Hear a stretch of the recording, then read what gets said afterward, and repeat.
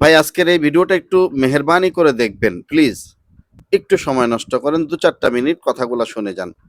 আজকের এই হাদিসটা যদি আপনি শোনেন, আশা করি যদি আপনি নরম দিলের মানুষ হন, আপনার দিলটা ভেঙে চুরে একেবারে খান, খান হয়ে যাবে। আপনার চোখে পানি আসবে, কোনো সন্দেহ নেই। একটি হাদিস বর্ণনা করছি আপনাদের সামনে।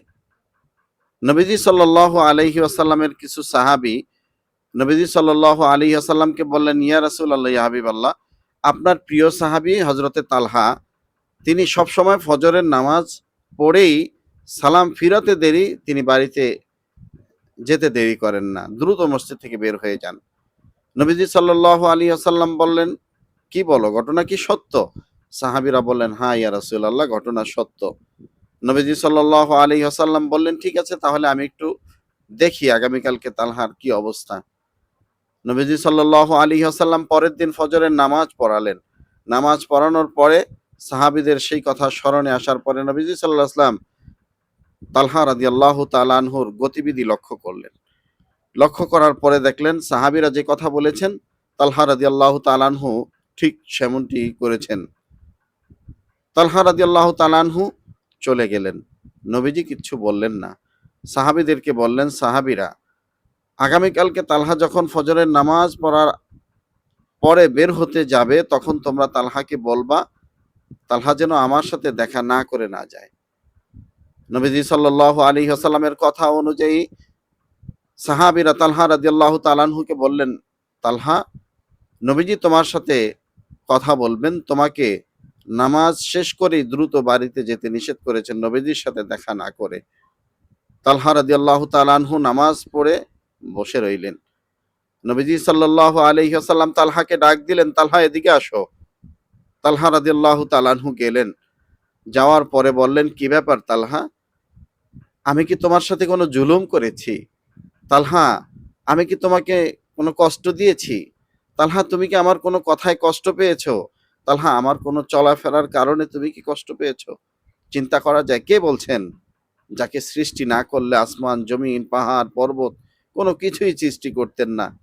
সমস্ত নবীদের নবী, বিজ্ঞানীদের মহাবিজ্ঞানী, ডাক্তারদের সেরা ডাক্তার মোহাম্মদুর রাসূলুল্লাহ সাল্লাল্লাহু আলাইহি ওয়াসাল্লাম তালহাকে বলছেন, তালহা, তুমি কি আমার উপর রাগ হয়েছো?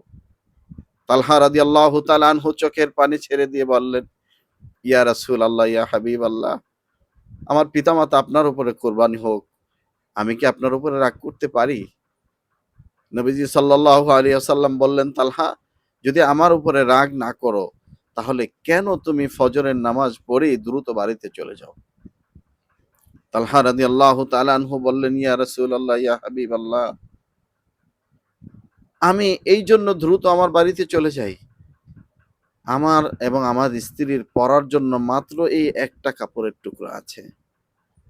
ইয়া রাসূলুল্লাহ, ইয়া হাবিবাল্লাহ, আমি যখন মসজিদে ফজরের নামাজ আদায় করার জন্য আসি, ফজরের সময়টা অনেক কম, যার কারণে আমার স্ত্রীকে একটা গুহার ভিতরে বসিয়ে রেখে আমি এই কাপড়টা পরিধান করে মসজিদে আসি। কারণ সতর না রাখলে তো গুনাহ হবে। এজন্য আমি সতর ঢেকে নামাজটা আদায় করে দ্রুত চলে যাই, যাতে করে আমার স্ত্রীর নামাজটা কাজা না হয়ে যায়।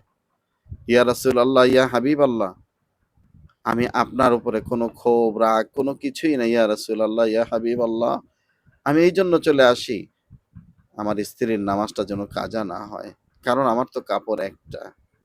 নবীজি সাল্লাল্লাহু আলাইহি ওয়াসাল্লাম ফুফায়ে, ফুফায়ে কেঁদে দিলেন আর বললেন, তালহা, আমি নবী মুহাম্মদুর রাসূলুল্লাহ সাল্লাল্লাহু আলাইহি ওয়াসাল্লাম সাক্ষ্য দিচ্ছি, তালহা তুমি জান্নাতি, তালহা তুমি জান্নাতি, তালহা তুমি জান্নাতি। সুবহানাল্লাহ। প্রিয় ভাইয়েরা, তারা আমলের ব্যাপারে কোনো অজুহাত খোঁজেননি। তারা আল্লাহ তাআলার উপরে কোনো অভিযোগ করেননি। মাত্র একটা কাপড়। আহ! একটা কাপড় নিয়ে স্বামী-স্ত্রী দুজন বসবাস করেন। তারপরও মালিকের উপরে কোনো অভিযোগ নাই তাদের। একটা কাপড় পরে একজন আরেকজনকে নামাজ পড়ার জন্য সহযোগিতা করেন। নামাজের ব্যাপারে, ইবাদতের ব্যাপারে তাদের কোনো অজুহাত নেই। আর আমরা মুসলমান, আমাদের ভুরে, ভুরে কাপড়ের অভাব নাই। একেকজনের অনেকগুলা পাঞ্জাবি, শার্ট, প্যান্ট অনেক কিছু আছে, অনেকগুলা লুঙ্গি আছে। কিন্তু আমরা একেক সময় বলি আমার কাপড়টা পাক নেই, আমার কাপড়টা এই সমস্যা, ওই সমস্যা। আমি উজু করতে পারি না, আমার এই সমস্যা, আমি অসুস্থ। কত রকম অজুহাত দিয়ে আমরা আল্লাহ তাআলার ইবাদত থেকে দূরে সরে আছি ভাইয়েরা আমার। আমরা আল্লাহ তাআলার কাছে কত অভিযোগ করি, আল্লাহ আপনি আমাকে এটা দেন না, সেটা দেন না। চিন্তা করা যায়? সাহাবীরা হলেন আমাদের মডেল। আমরা তাদেরকে যদি একটু লক্ষ্য করে, তাদেরকে যদি অনুসরণ করতে পারি, তাহলে আমাদের জীবনটাও সাহাবীদের মতো সোনালী জীবনে রূপান্তরিত হবে। এইজন্য ভাইয়েরা, কোনো অজুহাত নয়, কোনো এক্সকিউজ নয় আল্লাহ তাআলার উপরে। নামাজ পড়ুন, সত্য কথা বলুন, মিথ্যা কথা ছেড়ে দিন। মানুষের উপরে জুলুম করবেন না, অন্যায় অবিচার করবেন না।